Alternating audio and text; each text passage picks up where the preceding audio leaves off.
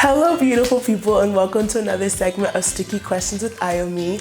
Thank you for tuning into today's video. Please make sure you give it a thumbs up if you appreciate this content, and don't forget to subscribe to YASM TV.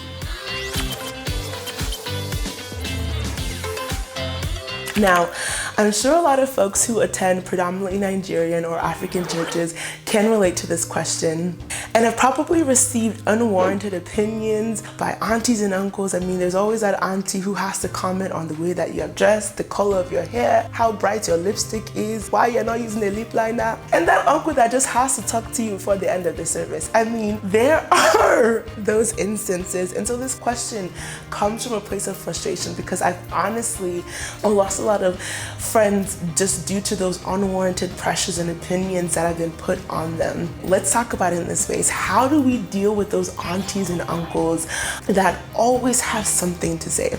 Now, the first thing I want to do in addressing this question is validating your feelings, validating those concerns and frustrations. And I think that's so powerful because in the culture that I've grown up in, I mean, when an older person says something, that's the end. It's the truth, right? Period.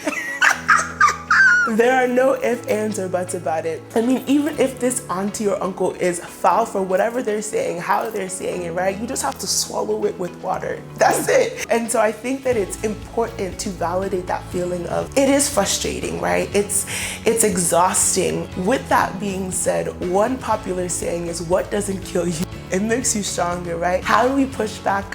How do we push past those frustrations and deal in these situations? So I have 3 tips. Tip number 1, listen to hear and not to respond. Now, this is so key, especially when we think about the purpose of having those opinions. You know, sometimes those aunties maybe have something of value to say, and the messaging, the packaging, the framing can be all types of wrong. And I know we as young people, we always have a comeback. We're ready. You can't catch me off guard, period, right? It's important to take a pause and listen to what exactly is being said. Tip number 2, if need be, get someone involved, get a trusted mentor, a pastor, a trusted leader in the church to help you. I mean, even the Bible encourages us to do this, right? The Bible talks about how if someone offends you and you go to them and they don't want to listen, right? Get someone else, right? Because at the end of the day, we're supposed to all live in harmony. And so whatever that means looks like, make sure that you get that trusted person involved. And then tip number 3, and I think this is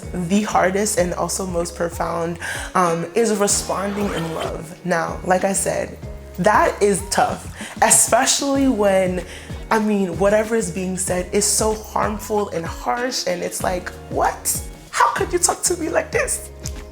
But we have to respond in love because that's what we're called to do as Christians. And that's why we have the Holy Spirit to guide us through it. So make sure that you are leaning in on the Holy Spirit and exhibiting that fruit of the Spirit of love. Now, I want to end this video with driving home the point that this is for all of us who struggle with those pressures and those opinions and those messagings from those aunties and uncles that, you know, just make us want to be done with church. Or maybe you're someone who is just desperately seeking isolation because you are just exhausted of the fakeness sometimes, right? And so in this moment, I want to challenge you to respond in love and lean in on the Holy Spirit. Thanks for tuning into another segment of Sticky Questions That You're Thinking. Let's discuss. Ciao.